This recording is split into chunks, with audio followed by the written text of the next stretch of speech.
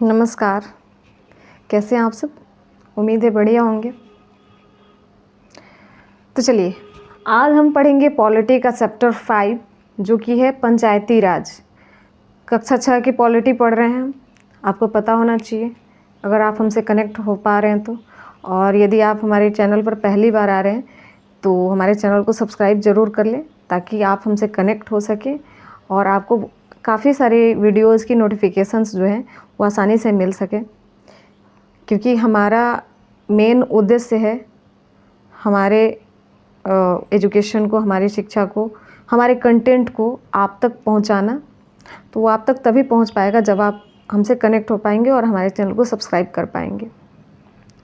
इससे पहले काफ़ी सारी वीडियोज़ हमने डाल रखी है और आगे भी हम बहुत सारे वीडियोज़ लगभग हर सब्जेक्ट के लेकर के आ रहे हैं, जैसा कि इकोनॉमिक्स, जियोग्राफी, हिस्ट्री, ये सारे। सबसे पहले आप बताइए आपका प्रीलिम्स कैसा रहा? आप लोगों का प्रीलिम्स कैसा रहा?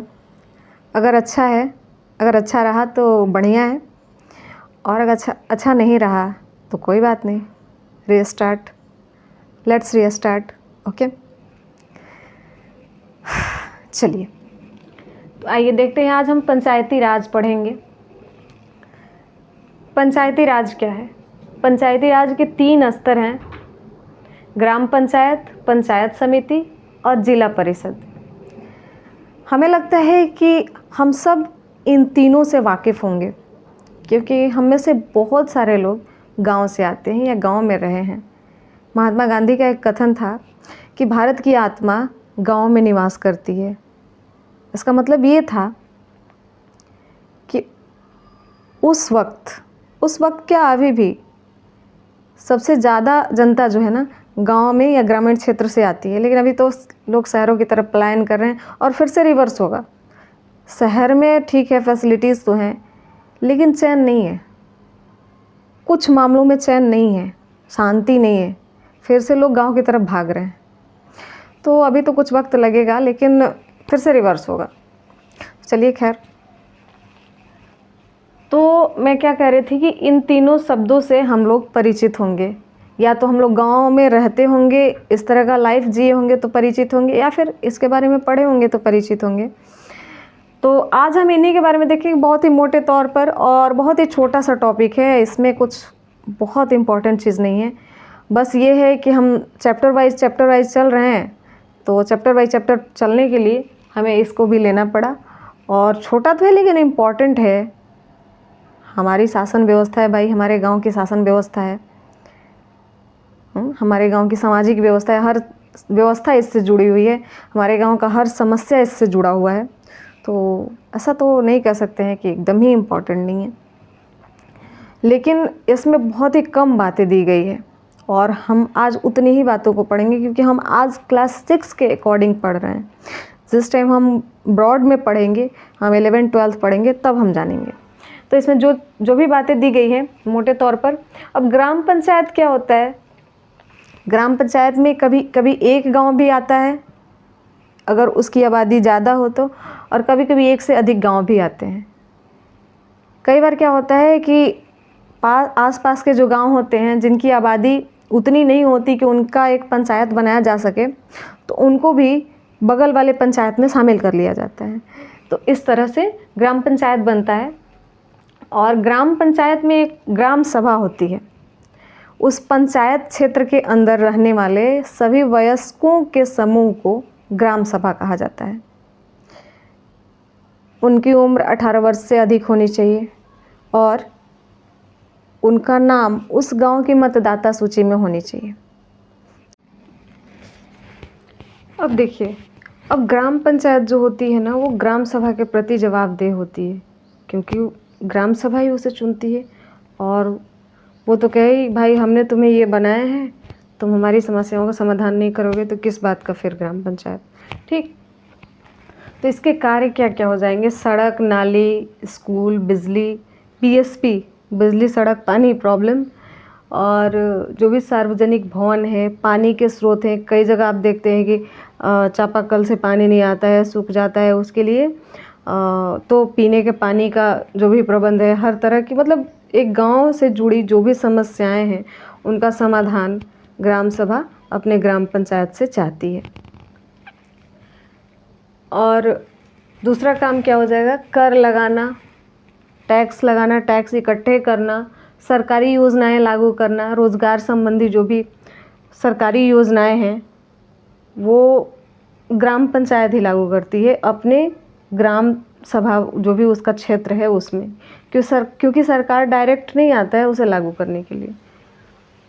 और इसके आमदनी के स्रोत क्या क्या दिए गए हैं, हम सिर्फ अभी 6 के पॉलिटी एनसीईआरटी के अकॉर्डिंग चल रहे हैं।